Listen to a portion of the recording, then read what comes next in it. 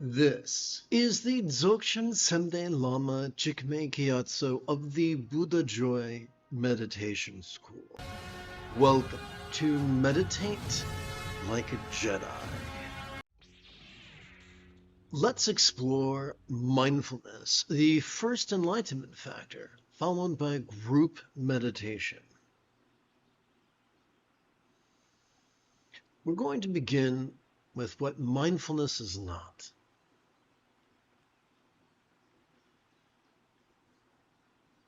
And I guess the first thing I got to do is push the right button in the right sequence. So I'm going to tap this button, and then I'm going to tap this button. Okay.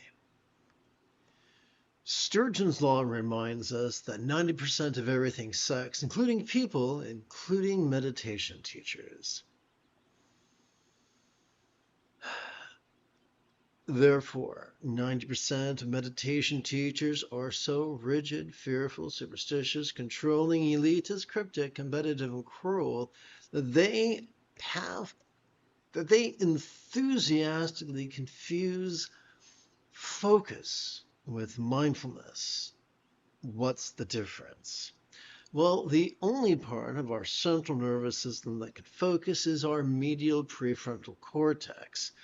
But it's kind of like a gas tank. There's only so much gas in the tank. When we overwork this region of our brain, we cannot help but begin presenting with symptoms of depression, no less triggering our amygdala, the seat of both anxiety and aggression.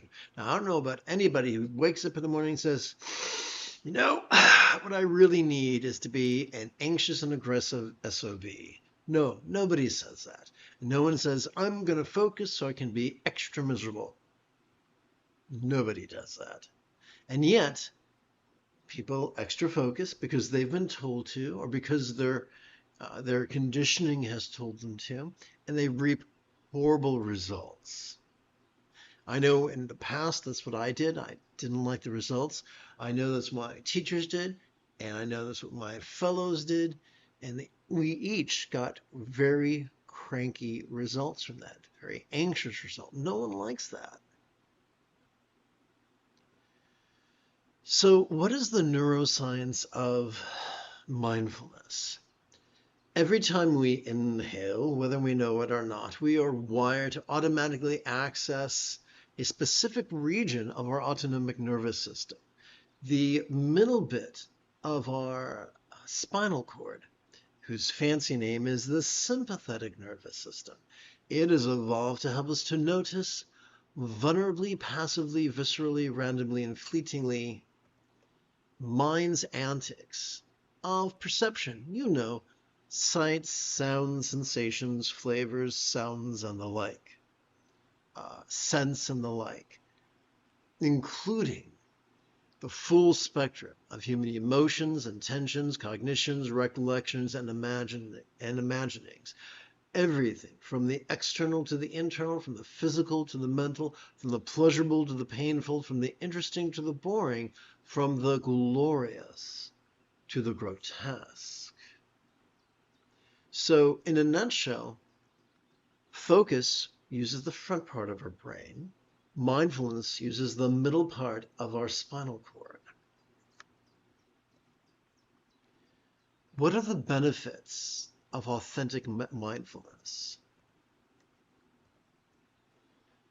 The more we vulnerably, passively, viscerally, randomly, and fleetingly cooperate with our sympathetic nervous system, you know, instead of actively competing against it, the more we cooperate with it, the more the anxiety and aggression of our amygdala is calmed, the more we set ourselves up from the peace latent within our parasympathetic nervous system, we'll get to that in a minute, and the more we gently stimulate the anterior cingulate gyrus, which functions as the hub of our mirror neurons, the seat of empathy, the root of both compassion and love. Great, sign me up.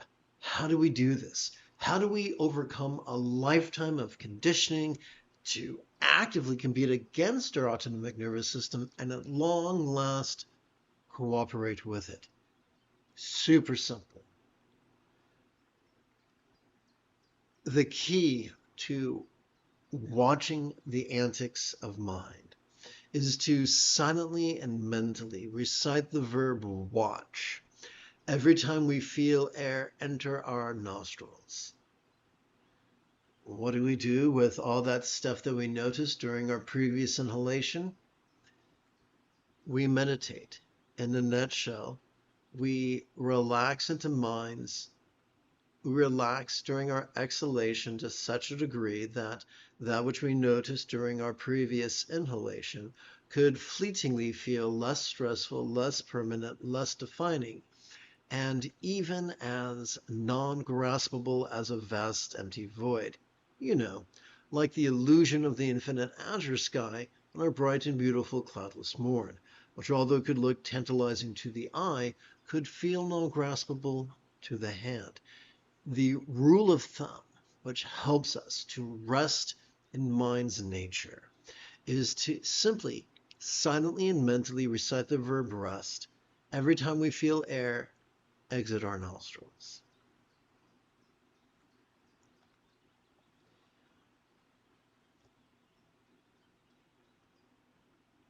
You have taken your first step into a much larger world. If you feel that I have earned it, you could give this a live stream a thumbs up. You could even help support this channel. For Meditate Like a Jedi is made possible thanks to the generosity of viewers just like you.